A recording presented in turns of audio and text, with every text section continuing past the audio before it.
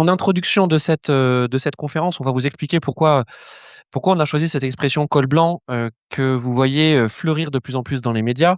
Donc les cols blancs sont opposés aux cols bleus, les cols bleus, chemise d'ouvrier et en fait, il se trouve que, les cols bleus, donc les ouvriers, ils sont confrontés à, cette logique darwinienne de l'évolution depuis longtemps, en tout cas depuis la mécanisation et la robotique et les cols blancs étaient apparemment, hein, plutôt préservés de cette évolution à outrance, étaient plutôt protégés. Bam, l'IA est arrivée et effectivement, de plus en plus, on vous voyez donc ces titres de presse, ces reportages, qui parlent d'écoles blancs menacées. Alors de quoi on parle quand on parle d'écoles blancs? En gros, d'une façon générale, on parle du secteur tertiaire, d'accord? Et on parle, des travailleurs qui, travaillent derrière un écran, voilà, qui travaillent avec un outil informatique, plutôt des cadres, voilà, plutôt des cadres et vous avez, tous les secteurs d'activité du tertiaire qui sont concernés. Ça va des métiers de la banque, de l'assurance, juridique, finance, marketing, IT, et cetera. Voilà, donc vous voyez bien que la tertiarisation, l'emploi en France et en Europe et d'une façon générale dans les pays de l'OCDE, elle est galopante, hein. Ça représente aujourd'hui les 2/3, des emplois salariés en France. Donc cette question de l'impact de l'IA sur ces métiers dans le tertiaire, elle est centrale et vous nous excuserez ce, jeu de mots qui est pas forcément de très bon goût autour du grand remplacement. Notre idée, c'était de jouer, vous avez vu, avec le M entre parenthèses, entre remplacement et replacement. Puisqu'effectivement, la question à se poser, c'est nous, en tant qu'humains, comment on se replace par rapport à ce que, l'IA peut faire? Le point de départ de cette conférence est une discussion qu'on a eue avec Joachim il y a, quelques semaines à propos de cette phrase, donc qui a été largement relayée par les médias, de, Mustapha Suleiman qui est le patron, de l'IA chez Microsoft. Alors on vous a mis la phrase en entier, qui est importante puisqu'elle Oui. a été mal relayée par les médias. Donc on vous la lit. Pour les emplois de bureau où on est assis devant un ordinateur, que ce soit en tant qu'avocat, comptable, chef de projet ou responsable marketing, la plupart de ces tâches seront entièrement automatisées par une IA d'ici 12 à 18 mois. La phrase en entier est importante puisqu'elle a été résumée à: «Les emplois de bureau seront remplacés par une IA d'ici 12 à 18 mois». Ce qui n'est pas exactement la même chose, Joachim. Non, et ce qui n'est pas exactement vrai non plus, parce que dans 18 mois, il restera des emplois sur le marché. Donc on n'aura pas une disparition en tant que telle, mais par contre, effectivement, des tâches deviennent automatisables et ça, c'est important. C'est un vrai changement qu'on a en ce moment, on en parlera tout à l'heure, avec l'agentique et Mustapha Suleiman, pourquoi il a été relayé comme ça? C'est pas juste parce que c'est le monsieur IA de Microsoft, c'est parce que c'est le co-créateur de DeepMind et donc c'est une entreprise, en fait, qui était rachetée par Google et qui, en fait, est, vraiment une entreprise majeure dans l'évolution de l'IA. Donc il est très écouté, c'est quelqu'un qui dit des choses sensées. Alors là, évidemment, il est à la tête de Microsoft, faut aussi vendre, hein, donc en l'occurrence, on va survendre une partie des choses et donc là, aujourd'hui, sur le marché, on survend beaucoup aussi, hein, le discours. Mais par contre, derrière, ça veut dire, malgré tout, qu'il y a un discours à entendre parce qu'effectivement, il y a une partie des tâches qui peuvent être automatisées, de plus en plus automatisées et donc ça, faut savoir dans quel domaine et pourquoi. Donc, cette histoire, en fait, du grand remplacement ou du grand replacement, elle est pas nouvelle, Joachim. Et donc, petite revue de presse des dernières années, ça, c'est 2016. Les robots vont-ils tuer l'emploi? Figaro, raconte-nous. Absolument, tu peux même passer la suivante, c'est-à-dire qu'on est 2016-2017. J'organise à l'époque le forum de l'IA, que j'ai fait un certain nombre d'années. Je suis co-organisateur et on fait venir les plus grands scientifiques, on fait venir les politiques qui vont en fait changer la donne avec Cédric Villani et toutes les personnes en fait qui ont réfléchi à ce sujet à l'époque. Mais déjà à l'époque, on avait ça dans la presse. Ça veut dire que la préoccupation de l'IA et de l'emploi était déjà très importante. Mais pareil, on avait quand même une surévaluation. D'ailleurs, si tu passes à la suite, on peut voir très vite que l'IA devrait détruire 120 millions d'emplois d'ici 3 ans.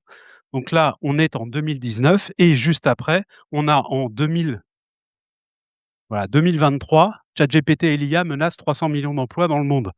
Donc vous voyez qu'il y a un discours qui est extrêmement alarmiste et il faut arriver à prendre des distances par rapport à ce discours. Il faut le comprendre parce que derrière, évidemment, on n'a pas des acteurs complètement stupides. C'est-à-dire qu'on a des acteurs qui construisent des solutions pour qu'elles arrivent sur le marché et plein de personnes qui s'en saisissent pour qu'elles deviennent utiles. Mais par contre, on a quand même un discours qui est extrêmement, heu, compliqué à intégrer, qui se reprend très bien dans les médias, comme vous le voyez, puisque, 300 millions de suppressions d'emplois, c'est pas rien. Bon, la réalité, on est quelques années après, on est en 2025-2026, 2027-2028-2029, il y a pas 300 millions de suppressions d'emplois, hein.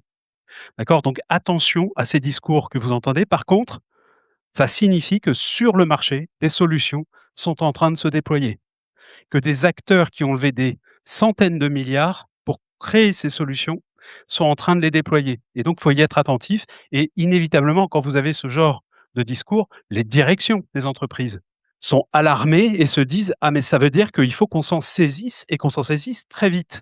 Donc de quoi qu'il arrive, le marché est en train de changer.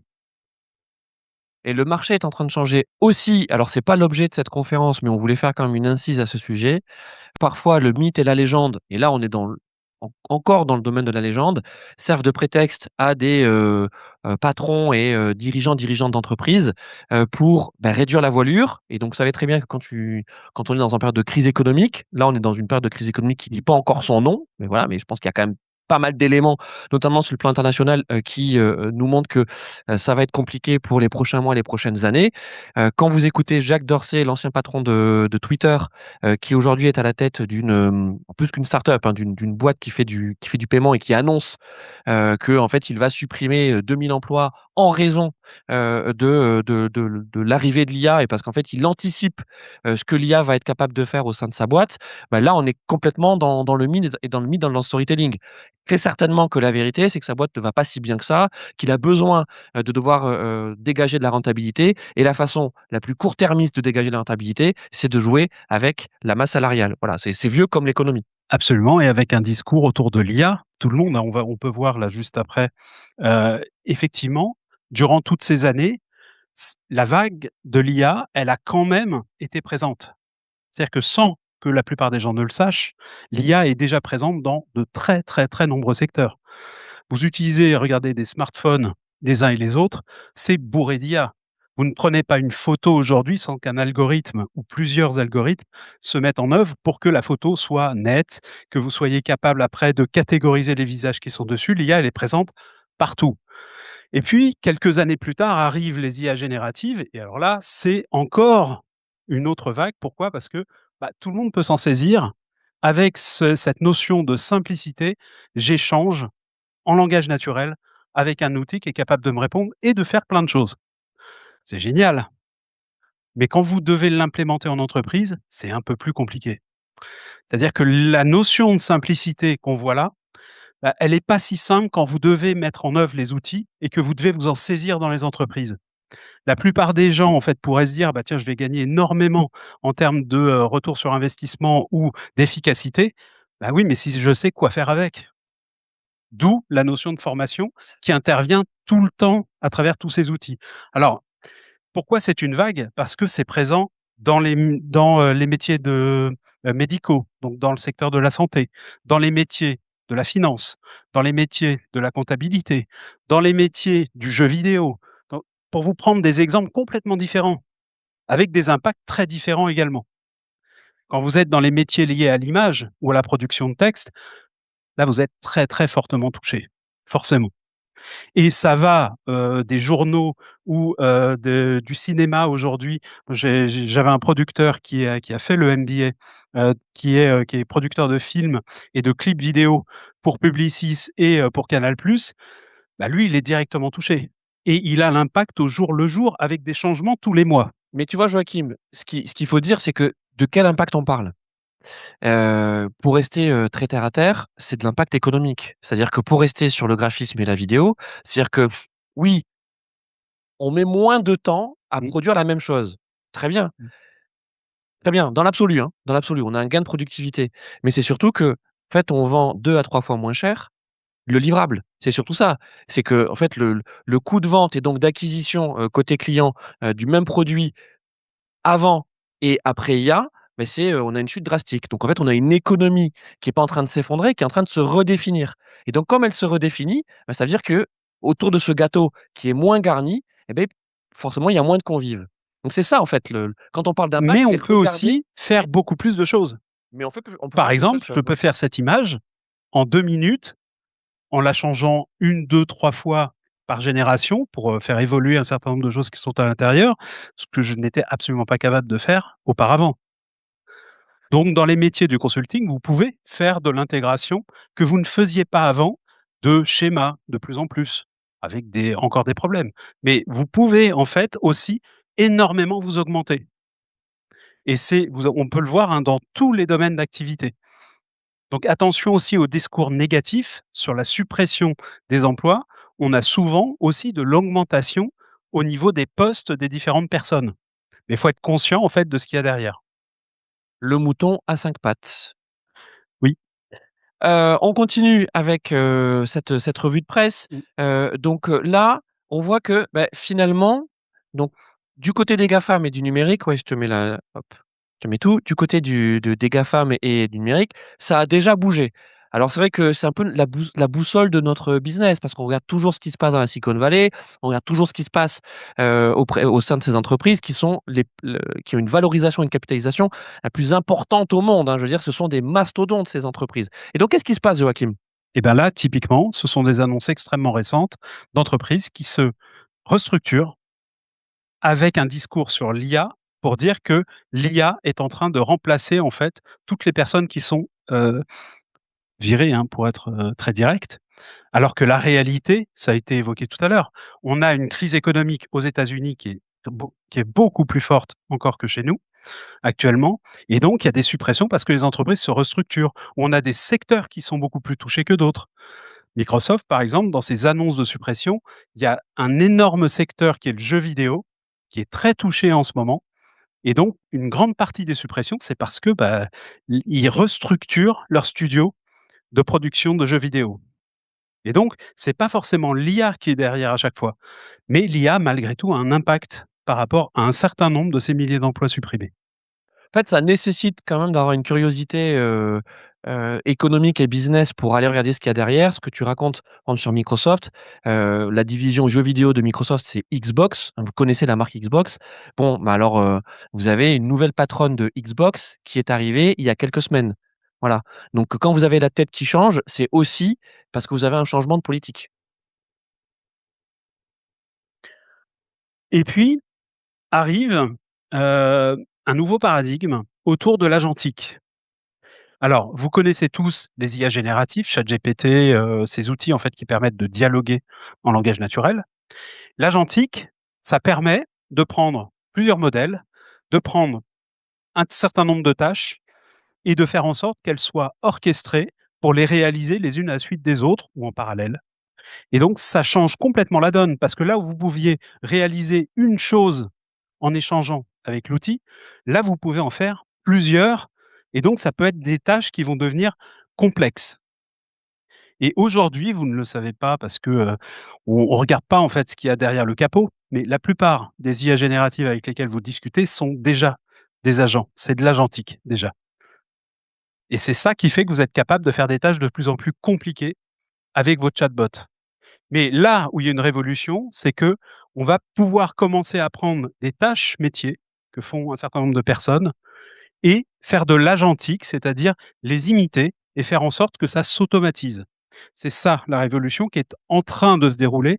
Vous entendrez, parler du fait qu'il y a déjà des agents qui existent, il y a déjà du déploiement d'agents, de l'automatisation à travers des outils, mais malgré tout, on est au tout début, hein. Ça n'a pas réellement démarré. Pourquoi? Parce que, l'agentique, c'est très, très récent. C'est absolument pas industrialisé aujourd'hui et ça veut dire en gros qu'il faut faire des tests, qu'il faut faire un certain nombre de choses et nous, c'est ce qu'on a fait dans le MBA.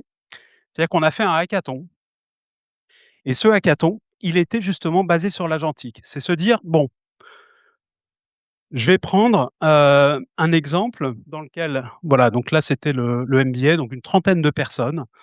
On va découper en fait cette trentaine de personnes, tu peux passer en 4 groupes sur 7 jours avec une présentation à la fin, donc en 7 jours, des profils non techniques, hein, à 80. Donc plutôt des personnes qui, sont, cadres, managers de haut niveau. Manager, décideur, ouais. Exactement, qui, ce ne sont pas quand je dis pas techniques, c'est-à-dire ce ne sont pas des développeurs. Il y en a, mais ce ne sont pas des développeurs. Ce ne sont pas des profils IT, donc qui ont l'habitude de traiter ce type de projet, qui vont à la fois donner leur vision stratégique d'un sujet qu'on leur a donné, je vais vous l'expliquer juste après parce que vous allez voir, c'est assez spectaculaire, et derrière, une démonstration opérationnelle de la solution qu'ils auront mise en place. Donc, quel est le sujet? Sujet, on est dans un cabinet de 80 consultants, il y a une quarantaine de consultants seniors, et ces consultants seniors doivent pouvoir interagir avec un chatbot. Alors les consultants seniors, ils interagissent en fait pourquoi? Bah, pour dire: «Bah, aujourd'hui, moi, si j'ai besoin d'un benchmark, j'ai pas forcément dans un cabinet aussi petit, la capacité d'avoir des personnes pour le faire et j'ai pas forcément les moyens d'aller le payer avec un autre cabinet et donc j'aimerais bien demander un outil: "Est-ce que tu peux me faire un benchmark?"» Ou alors, j'ai une mission auprès d'un client, ce serait: «Bah, je dois créer un questionnaire». Pourquoi? Parce que je dois analyser 2 entreprises qui ont fusionné et je veux créer un questionnaire d'audit pour savoir comment les gens ressentent cette fusion dans les différentes strates de l'entreprise. Bah, là, il faut quand même être un peu spécialisé, dans ce type de questionnaire pour savoir ce qu'on peut en sortir. Et donc là, l'idée, c'est quoi? C'est de fournir aux consultants seniors une solution qui est capable, en interagissant avec lui, de générer la la solution finale qui va permettre de faire la tâche. Quand j'ai dit tout à l'heure, imaginez donc, je dois, faire un benchmark. Consultant senior, il va dire: «Tiens, je voudrais un benchmark à son outil». Bon, mais est-ce que c'est bien qualifié? Non. Il faut quand même aller un peu plus loin dans la description. Donc l'outil doit être capable de qualifier sa demande. Chatbot classique, sauf qu'il est prévu pour qualifier sa demande. Ces outils, comme je vous l'ai dit tout à l'heure, attention, l'agentique, c'est pas super fiable aujourd'hui. C'est naissant, ça va nécessiter un certain temps en fait pour que ce soit fiabilisé. En fait, Ça ça veut s'appelle pas encore agentique, c'est plutôt des agents IA. Voilà, on est plutôt à aux prémices des agents IA et là, vous voyez, par exemple sur cette, slide, vous avez une démonstration, d'un workflow, N8N. Donc il y a 2 grands outils en général qu'on utilise quand on veut faire des agents IA. On a donc N8N qui est, on va dire l'outil, un petit peu avancé, voilà, qui nécessite quand même quelques connaissances, de code, on peut le dire, hein. oui, Voilà, et ensuite vous avez Make, voilà, qui, est on va dire peut-être plus connu de la part, des marketeurs, qui est plus abordable et en fait, quand vous regardez bien ce workflow, à chaque fois, ce sont des tâches. En fait, ce sont des recettes et vous assignez des tâches à, chacun, alors c'est pas forcément que des agents, mais par exemple, vous allez dire: «Regardez, ici, on a notre workflow, agentique. On a un agent IA», donc on va dire que cet agent IA, en fait, on va le prendre depuis l'API de Claude, voilà, qui est une des IA disponibles sur le marché. C'est l'IA d'Anthropic, on vous en parle juste après et en fait, Claude, on va lui dire: «Bah, tiens, tu vas, identifier, les émissions pour réaliser une veille et ensuite ta veille, une fois qu'elle est réalisée, bah, il faut qu'elle aille où? Regardez un petit peu là le schéma et bien on cherche à ce qu'elle aille, que ce soit, je sais pas, dans une présentation, dans un PowerPoint, que ce soit sous forme de crowbar, que ce soit sous forme de camembert, que ce soit sous forme de questionnaire, voilà. Mais ce travail-là et donc c'est le travail qu'ont fait tes étudiants dans le cadre de ce hackathon, ça nécessite de savoir quelles tâches heu, sont nécessaires pour pouvoir réaliser la mission. Donc d'être capable d'identifier toutes les étapes et de pouvoir découper la mission et ça nécessite quoi? Une expertise. stratégique. C'est-à-dire que et nous, c'est ce qu'on amène, avec le MBA, c'est-à-dire que vous devez être capable de réfléchir à ce qu'est une tâche, ce que sont des tâches, à la manière dont on va réaliser tout ce flux et c'est ça la complexité. C'est-à-dire d'être capable de faire l'orchestration de tout ce flux en tant que chef d'orchestre pour obtenir un résultat. Alors là, le hackathon, il était sur un sujet très complexe, hein, parce que la réalisation était très complexe. Pourquoi? Parce qu'on voulait pas que les apprenants prennent leur chat GPT et aient la capacité de le résoudre en un jour. Donc il a fallu prendre un sujet qui était complexe, qui était de dire: «Bah, finalement, on va faire un super workflow», donc ce que vous avez vu avant, agentique, donc avec plein d'agents qui sont orchestrés par un agent qui lui va dire: «Toi tu fais ça, toi tu fais ça, toi tu fais ça, toi tu fais ça» et qui est capable de générer le workflow de la tâche que vous voulez résoudre, c'est-à-dire le fameux benchmark. Et donc, on a un outil qui est capable, pour un certain nombre de tâches, alors là, c'est là qu'est toute la complexité, c'est qu'on ne peut pas faire toutes les tâches d'un consultant et c'est là qu'est toute la limite de notre sujet, C'est-à-dire qu'automatiser un métier, ça veut dire prendre des tâches qui parfois sont de l'interaction humaine. Vous ne pouvez pas l'automatiser. Il y a plein de tâches que vous ne pouvez pas automatiser. Simplement dit, de manière un peu triviale, par, un éditeur: «Tiens, on est capable de remplacer des métiers». C'est évidemment simple comme discours, mais très compliqué à mettre en œuvre. Donc c'est pour ça qu'on vous dit que là, on est plus dans l'évolution des métiers.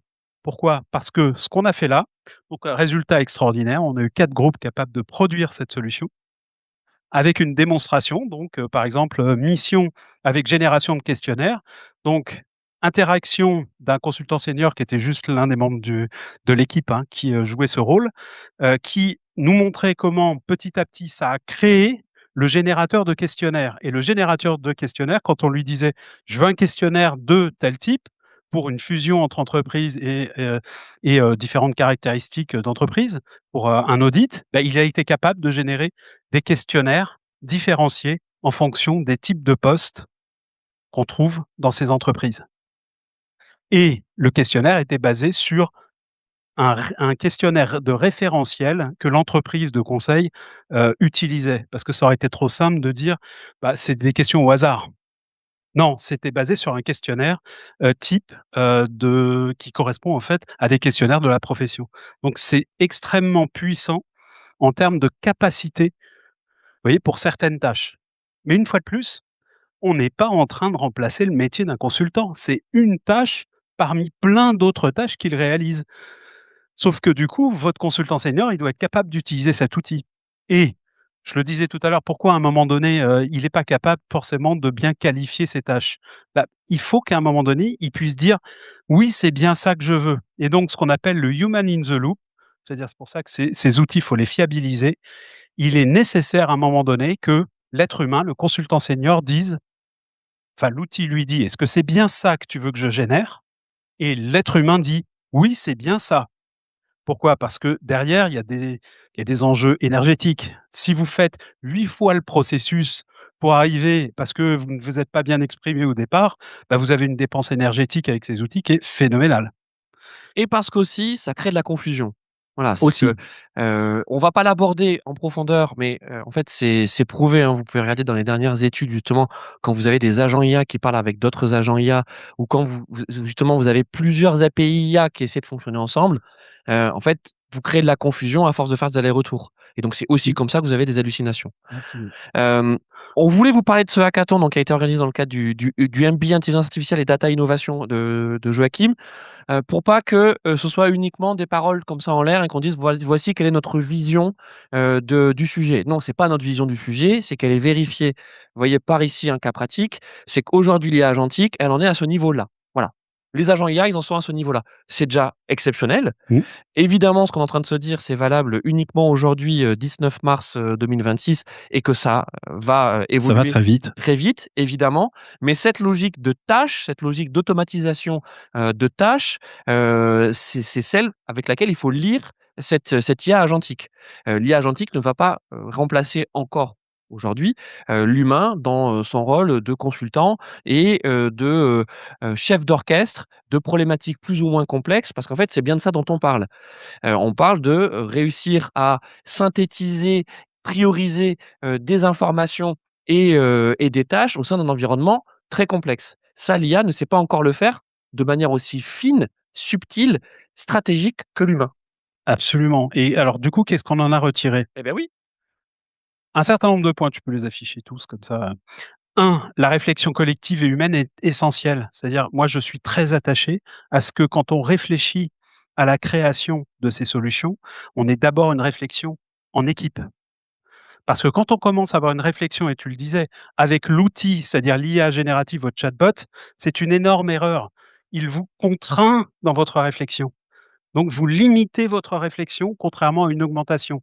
Si vous lui posez, une fois que vous avez réfléchi, la question en y mettant tout ce que vous avez réfléchi, le résultat est infiniment supérieur. C'est comme quelqu'un qui fait une recherche sur Google et qui met 2 mots au lieu de mettre une phrase un petit peu plus longue pour qualifier sa demande avec PDF s'il souhaite un PDF avec, et donc il a mal qualifié sa recherche, bah, il a un résultat qui n'est pas à la hauteur de ce qu'il attend. C'est la même chose dans ce domaine. C'est-à-dire que l'humain est au cœur. Les outils génératifs augmentent la performance des équipes, ça c'est évident. C'est-à-dire que quand on est capable de les avoir, tout à l'heure on a dit: «Oui alors n8n c'est quand même pas, Make et autres». Bon, on utilise nous n8n parce que c'est un outil qui sur l'agentique est beaucoup plus avancé que Make. Mais quand vous avez besoin de faire du code, bah, les IA génératifs sont là et ça change tout. Ou alors quand vous avez besoin sur votre écran de dire: «Oh là je suis bloqué, j'arrive pas à faire tel élément du workflow», l'IA générative est capable de vous répondre. Donc il y a quand même des gros avantages à l'usage d'un certain nombre d'outils dans ces configurations. Les solutions agentiques permettent déjà de traiter des tâches semi-complexes. Attention, un certain nombre de tâches, pas du tout toutes les tâches, hein. Et même les workflows qui ont été générés là, ça marchait pour des tâches qu'ils avaient testées. On l'aurait testé sur un certain nombre d'autres tâches qui n'avaient pas été prévues. Je suis pas certain qu'on aurait obtenu le résultat. Donc attention, ça reste, aujourd'hui à l'état en fait de prototype dans le cadre du hackathon. S'il faut déployer ce genre de solution en entreprise, ça nécessite beaucoup plus de réflexion, hein. Vous avez 40, donc consultants seniors qui accéderaient à cette solution. C'est une vraie solution informatique avec des règles de sécurité, avec, de la cybersécurité, sécurité pour les accès cyber, pour, la le problème que ça peut avoir au niveau de la génération. Donc il y a plein d'autres problèmes qui se posent. Il y a le Shadow IA qui nous fait un petit coucou. Bonjour Shadow IA. Vous savez ce que c'est le Shadow IA en entreprise? C'est le cancer de beaucoup d'entreprises, hein, c'est la Oui, lutte de l'entreprise. C'est quand vous avez des collaborateurs qui utilisent en général sur leur, téléphone ou ordinateur personnel, des IA génératives pour lesquelles ils ont des abonnements personnels et dans lesquels ils mettent des données de l'entreprise. oui. Moi Voilà. j'ai des exemples quasiment tous les Ah jours bah, on en a de plein. personnes qui sont limitées dans l'entreprise, mais qui prennent les, outils, enfin leurs propres outils, malgré tout, pour faire de la génération à côté. Ce qui est un vrai problème de sécurité là, pour le coup. Human in the loop, je l'ai signalé, ça dans l'agentique et donc retenez, hein, cette notion d'agentique parce que c'est le cœur de ce que vous allez voir dans les mois et années qui viennent, hein. Ça va changer énormément de choses. Donc à partir de là, il faut savoir que moi, je recommande, comme d'autres, que l'humain soit présent dans les processus. Encore faut-il être capable de se dire: «Bah, quand je fais une expression de besoin à un outil, je ne dois pas le prendre tel quel et lui dire de le générer. Je dois l'arrêter pour qu'il me dise: "Est-ce que c'est bien ça que tu veux?" Ou alors un document qui est généré: «Est-ce que le document est bien ce que tu attendais? Est-ce qu'il est de qualité? Est-ce qu'il y a pas des erreurs?» parce que les erreurs, on va le voir juste après. Il y a encore plein d'erreurs dans ce genre d'outils, hein. Les dispositifs du hackathon donc permettent de se pencher concrètement sur des problématiques encore trop peu traitées, donc cybersécurité, fiabilité, parce qu'aujourd'hui, c'est le grand problème de cette agentique qu'on vous vend, dans tous les journaux. C'est que malgré tout, le déploiement, il marche pour des tâches assez simples. Dès qu'on est sur des tâches un peu plus complexes, là, c'est beaucoup plus compliqué. Sur les points négatifs, la réflexion autour des workflows est rapidement complexe. Le coût des en token augmente à toute vitesse, donc ça veut dire que le coût, au sens alors, à la fois le nombre de tokens et donc votre coût individuel, donc avec ce qu'on appelle les API. Alors je ne vais pas rentrer dans le détail là, mais ça peut être très vite extrêmement coûteux. Dès qu'on multiplie les traitements orchestrés, on assiste à des défaillances. Ça pareil, dès que ça devient très, très complexe, eh ben, on a des vrais problèmes de traitement parce que c'est du langage naturel et le langage naturel, bah, à un moment donné, il doit comprendre des mots, vous n'avez pas forcément fourni les bons mots. Et donc on a des problèmes en fait de déclenchement. Ouais et puis n'oublions pas que, en fait ces IA, leur objectif c'est de vous apporter une solution. C'est de vous donner une réponse. Donc en fait dans tous les cas, elle vous répondra. Elle vous dira pas: «Je sais pas» ou «Je ne sais pas faire». Oui, Elle vous donnera une réponse. oui. Les modèles LM ne sont pas rétrocompatibles. Là, je vais pas rentrer dans le détail, mais on le verra juste après, en 2 secondes, hein. C'est en fait un modèle 5, un modèle 5.1, un modèle 5.2, un modèle 5.3 et puis là, ça n'arrête pas. Toutes les semaines, on a un nouveau modèle. Beh, ils sont pas compatibles les uns par rapport aux autres, contrairement à ce qu'on peut penser. Bah, ils ont des fonctions supplémentaires, mais on a aussi des fonctions qui sont beaucoup moins bonnes en génération. On s'en est rendu compte lors du hackathon. Il y a 6 mois, on a fait un hackathon sur un sujet qui était sur un directeur de la stratégie, c'était un peu similaire. Ils avaient utilisé du, ChatGPT 5. Aujourd'hui, on a utilisé 5.2, ça n'était plus capable de générer ce qui avait été généré à l'époque. Donc quand vous devez mettre en production des solutions dans votre entreprise, c'est un énorme problème. Il faut tout retester quand vous passez d'un numéro de modèle à un autre. Donc Et là, c'est justement, et les tests, c'est coûteux. oui, c'est très coûteux. C'est-à-dire qu'en gros, Si vous avez énormément de tests à faire, on a des solutions là dans le MBA, on a forcément des gens qui déploient dans leurs grandes entreprises des solutions. Je pourrais pas vous dire lesquelles, mais dans des par exemple des entreprises bancaires, faire des tests avec les LLM, c'est contre-intuitif, mais ils ont des outils d'automatisation pour tester tous les matins que le LLM dit la même chose. C'est très contre-intuitif, donc ça nécessiterait plus de temps pour vous l'expliquer, mais ils font des tests donc tous les jours pour, se dire: «Tiens, sur 1000 questions, est-ce qu'il répond bien la même chose tous les jours?» Ça n'a pas de vie, hein, un LLM, mais par contre, ça peut être, instable en termes de réponse. Voilà pour ce hackathon donc tu avais organisé avec tes étudiants. Mes étudiants, dont certains sont dans l'assistance, ont aussi, fait un challenge, IA donc sur la création de contenu en très, très peu de temps. Ils ont notamment réalisé des films, voilà et ils se sont bien rendus compte, notamment de ce coût, des tokens qui augmente très, très, très vite dès qu'on a envie, de perfectionner, son contenu et d'arriver sur, des rendus professionnels. Oui. Malgré tout, c'est impressionnant. Des gens qui ne sont pas du métier, qui ne sont pas des réalisateurs, des producteurs de vidéos, ce qu'on est capable de pouvoir réaliser en peu de temps grâce à ces IA. Donc on voit bien qu'il y a une élévation générale quand même de la capacité à faire et de la qualité de ces livrables. Et les freins, là, vont être un peu différents. Si vous êtes dans Exactement. le domaine de la musique, des clips, par exemple, de chanteurs, ce producteur-là qui était dans alors je vous dirai pas quel chanteur, mais il a fait un clip IA pour un chanteur qui était d'accord, mais qui, au moment de se dire: «Est-ce qu'on publie, on publie pas?» il a dit: «Non». Donc vous voyez qu'il peut y avoir des freins. Dans le domaine du jeu vidéo, on a des gros freins aux avancées technologiques qu'on peut avoir, notamment en ce moment, vous entendez peut-être parler du DLSS 5 qui fait en fait une qualité, alors je mets des guillemets parce que c'est un énorme sujet de polémique, sur des visages, sur donc qui retravaille en fait. Mais beaucoup de gens disent: «Bah oui, mais la DA, la direction artistique, elle est complètement changée du coup». Parce que c'est pas juste donner des visages un petit peu plus nets. Ça change un petit peu la manière dont se comporte le visage, ou les éclairages ou, sous prétexte d'avoir une meilleure qualité par les algorithmes, vous avez aussi la possibilité d'avoir une unification de ce qui vous est présenté. C'est-à-dire de faire en sorte que, bah, il y a plus de différence avec ce que vous générez d'ailleurs avec des IA génératives pour des images, où c'est un peu toujours la même chose si vous faites de la génération, de manière, continue.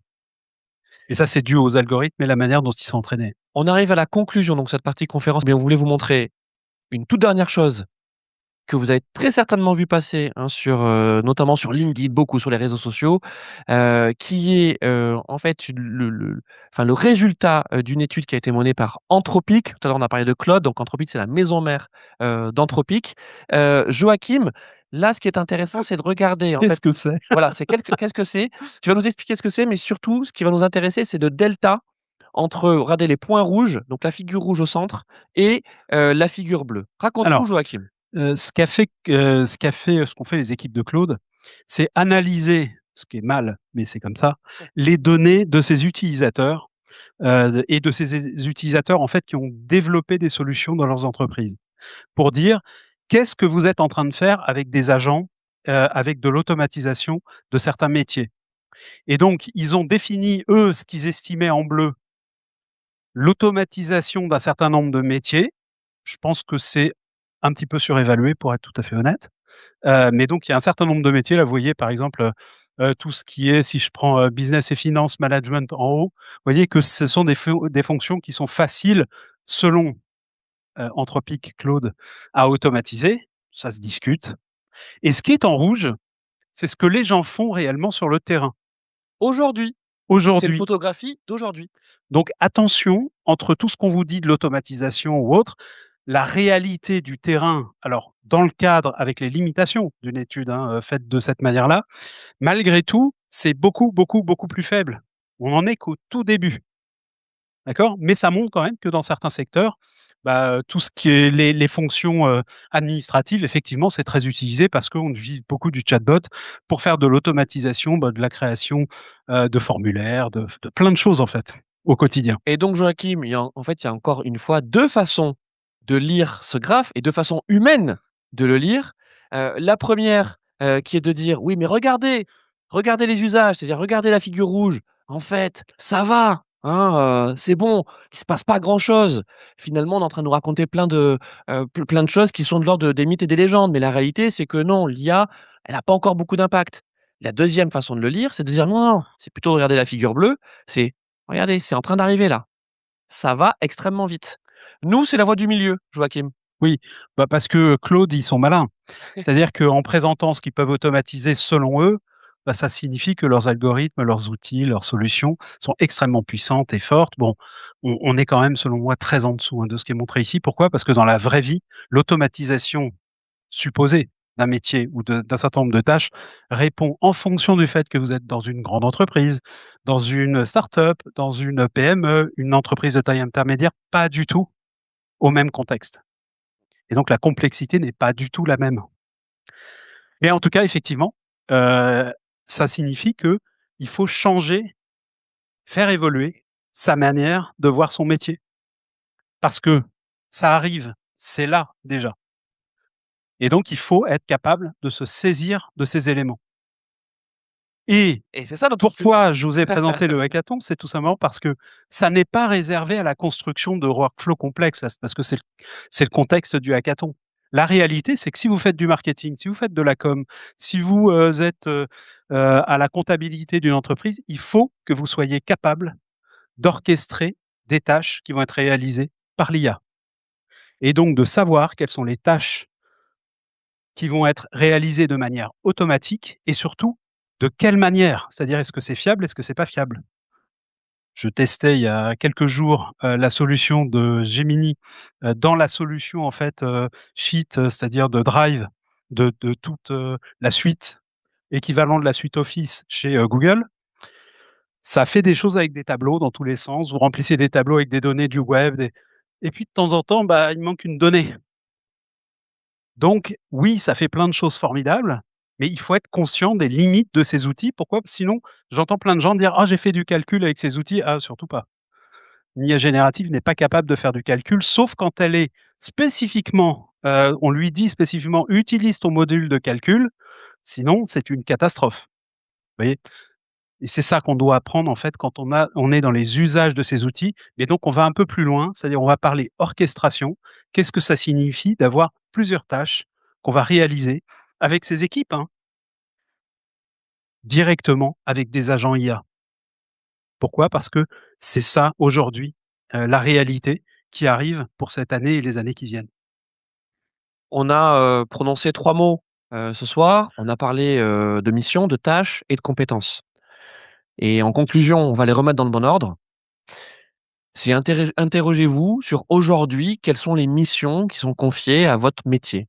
Voilà, quelles sont les missions que vous avez? Et pour accomplir ces missions, quelles sont les tâches qu'il faut accomplir?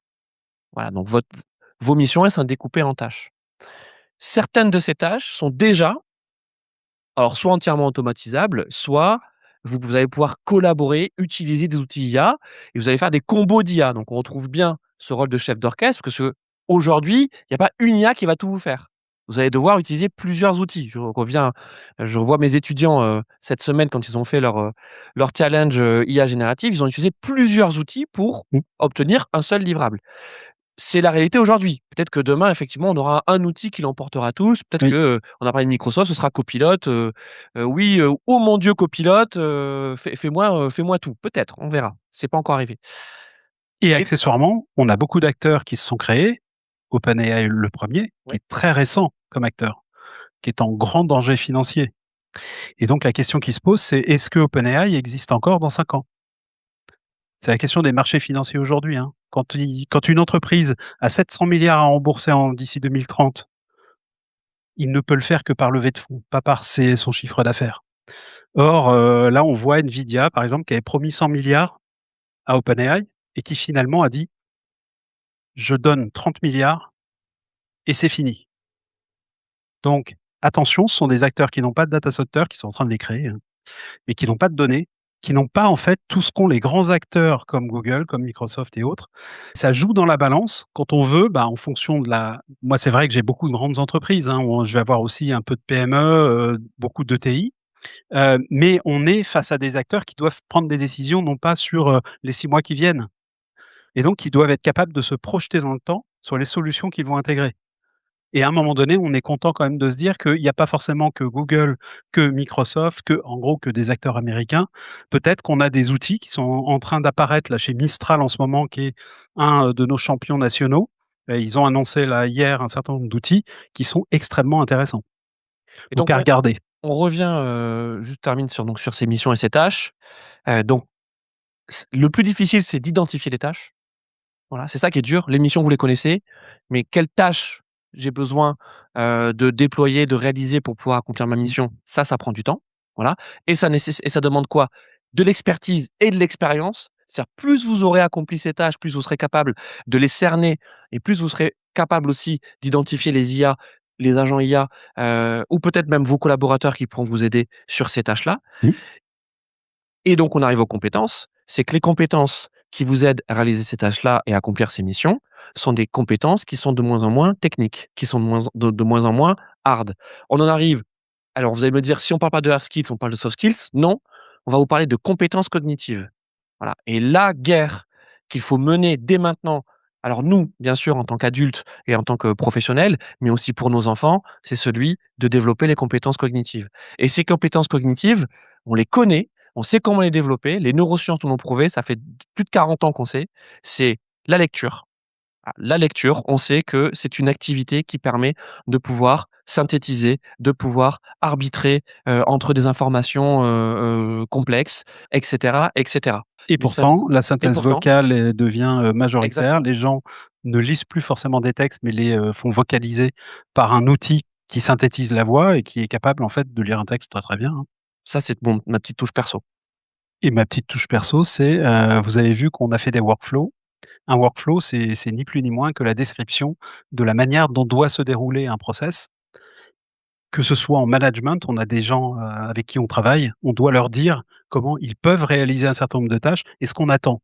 C'est rarement fait dans la réalité et on se rend compte, en fait, quand on fait ce workflow, qu'en fait, la majorité des gens et c'est ça qui est intéressant aussi, n'étaient pas capables de modéliser un workflow. Donc ça veut dire qu'on a aussi un travail à faire sur notre capacité à réfléchir et là, c'est vraiment, le cerveau, alors l'outil aide, hein, mais en tout cas le cerveau à découper un certain nombre de tâches pour, ne serait-ce qu'en management, être capable de dire aux gens exactement ce qu'ils ont à faire. Voilà et ça aide pour le coup parce que le mécanisme de raisonnement que vous avez aujourd'hui dans les IA génératives, il est plutôt assez bon. Quand vous savez pas comment découper une tâche, vous regardez comment l'outil a raisonné, ça peut être utile. Ouais, Le petit bonne tips astuce. de la soirée. Parfait. Merci à vous de nous avoir suivis cette conférence.